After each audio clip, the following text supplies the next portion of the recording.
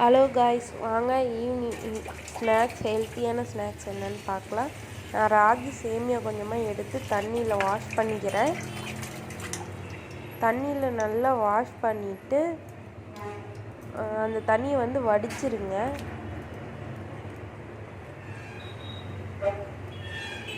நல்லா வாஷ் பண்ணிவிட்டு தண்ணியை நல்லா வடிச்சிருங்க.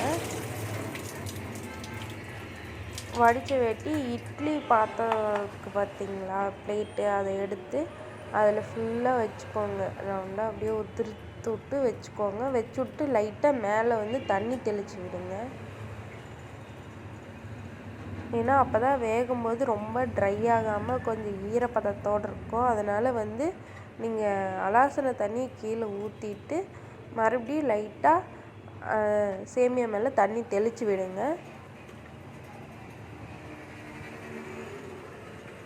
நல்லா இதையும் எடுத்து பிளேட் எடுத்து வச்சுட்டு இப்போ இட்லி பாத்திரத்தில் வச்சு வேக வச்சுக்கலாம். ஒரு 6-7 நிமிஷம் போல் நல்லா வேக வச்சுக்கோங்க. இப்போ 6-7 நிமிஷமாட்டம் ஆயிடுச்சு. அதனால் இப்போ திறந்து பார்க்கலாம். பார்த்திங்கன்னா நல்லா வெந்துருச்சு.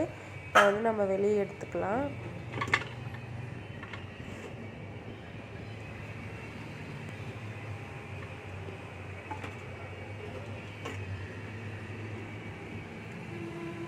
இப்போ வெளியே எடுத்து வச்சுட்டு நான் ஒரு பிளேட்டுக்கு மாற்றிக்கிறேன்.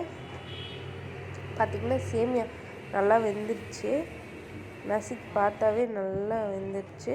இப்போ நான் பிளேட்டில் இட்லி பாத்திரத்தை போட்டு வேச்சோம்ல, அந்த சேமியாவும் மேலே தேங்காய் துருவலும் பக்கத்தில் நாட்டு சர்க்கரையும் வச்சுருக்கேன்.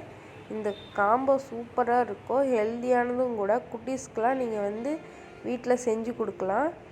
நானும் எங்கள் தம்பியும் ஸ்கூல் லீவ் விட்டாங்களா, அதனால் தம்பி வீட்டில் இருக்கான். அவனுக்காக சரி செஞ்சு கொடுப்போம் அப்படின்னு செஞ்சேன். டேஸ்ட்டு சூப்பராக இருக்குதுன்னா அவன் நல்லா விரும்பி சாப்பிட்டான். உங்கள் குட்டீஸ்க்கும் இந்த மாதிரி ஹெல்த்தியான ஸ்நாக்ஸ் செஞ்சு கொடுங்க.